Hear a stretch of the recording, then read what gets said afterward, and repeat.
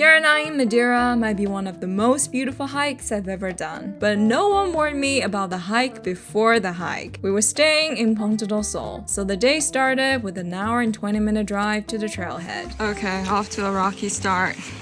Parking is full and we have to walk an hour to the starting point. And when I say walk, I mean straight uphill. I was already half dead before the hike even started. Spoiler though, turns out this was the hardest part of the day. Quickly grabbed a really bad coffee at this cute cafe and then we're off. The hike itself is actually quite flat. You're basically walking around the mountains along the Lavada, which is one of the irrigation channels Madeira uses to transport water across the island. You can see the Lavada on your left for most of the walk and the sound of the water is really soothing. Before long, you walk past the first waterfall. One of the most charming parts of the hike is definitely the tunnels. There are 4 of them. Some are short, some are longer, and they can get quite dark, so a headlamp is a must. As you keep walking, the trees sometimes open up, and you suddenly realize you're hiking along the side of a mountain. There are some sections where the cliff is right next to you, so although the view is stunning, I do think it's important to stay careful. At the end, you're rewarded with a spectacular waterfall that's about 100 meters tall, and it's honestly so incredible to see in person. We had a quick squash croissant break by the waterfall and then made our way back along the same route. Because we already knew the way, the return felt a lot quicker, and we basically rushed back down to the cafe. And now,